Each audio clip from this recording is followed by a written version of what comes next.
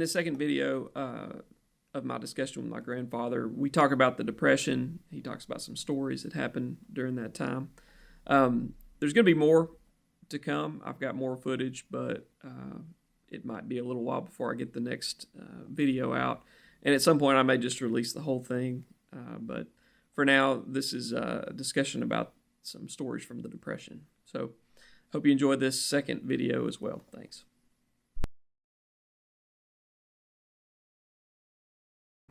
The bank was beginning to pull out of depression. You've heard of TARP. Johnson tells me that is called the Troubled Asset Relief Program. And there are many banks, and many of our largest banks in the nation and in our state that have had to borrow money to get themselves fixed to where they can continue to operate. But it's mostly the largest banks. And one of the things that caused us to come to grief was the fact that they repealed Glass-Steagall, which had kept the deposit banks apart from the investment banks. And we had a mini catastrophe in 2008. We're beginning to work ourselves out of it now, and we have another law to take the place of Glass-Steagall, which is Dodd-Frank's law. Well, and it's an interesting thing when you observe the financial scene is these things happen about every generation or two. And why do they happen? Because we forget the lessons we learned the first time. And we go out there and we do some of the same things we do. I believe that our banking system is on the upswing now. Back during the days of the Depression, we had something called a bank holiday, and all banks in this nation were closed for a week, and they didn't know how many of them would open because they'd already lost about 35 or 40% of the banks to insolvency. They had shut down, and that was before they bailed out banks. It was almost a cinch that if we didn't get something done, we would have a total collapse of the banking structure. It looked that way before in 2008. But when we had a new president came in 1933 in March, they had the banking holiday. And we were in fear and trembling of whether or not the people would come and say, we want our money, because if they wanted their money, we couldn't give them their money.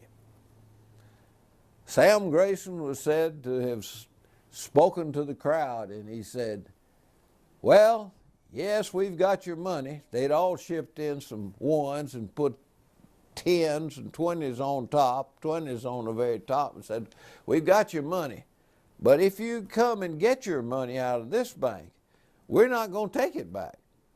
You'll just go around walking around in fear, because anybody that sees you taking money out of the bank is liable to ambush you at the first creek bottom, and you wind up dead without your money or without your life. So think it over. We can give you your money now if you want it, but just remember, if you take it, we're not going to take it back and keep it for you.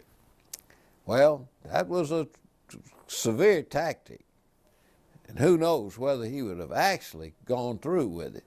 But most of the people milled around.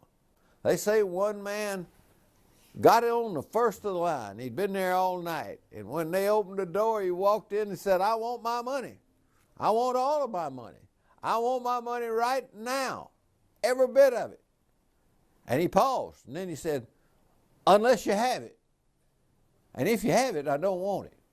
I want you to keep it right here. I hear they're insuring money up to $1,000 an account. So I think that's the thing, that when the government guaranteed deposits, that stopped this headlong race into ruin. Our bank sold stock, as did huge numbers of banks, to something like the TARP, Troubled Asset Relief Program. They did the same thing. They sold it to the RFC, Reconstruction Finance Corporation, headed by Jesse Jones, a part of the administration, and he was out of Houston. And almost every bank had to get more capital to run their banks because they'd lost just about all their capital with these bad loans, these furnishing loans that had gone bad. And the furnishings, the farmers couldn't pay it back, the furnishers couldn't pay it back, and then the banks couldn't pay it back to the people from whom they got it, namely their depositors. So, to prop up the banks, they issued shares in the Reconstruction Finance Corporation. And Jesse Jones was the head of that program. And it was the thing that, along with deposit insurance, saved the banks and kept us going. How long did it take us to get out of this terrible situation of the Depression? Well, many economists will tell us today we didn't survive the Depression. We didn't get out of it until they started preparedness in 1940 for World War II. And that's probably true. It probably took that to do it.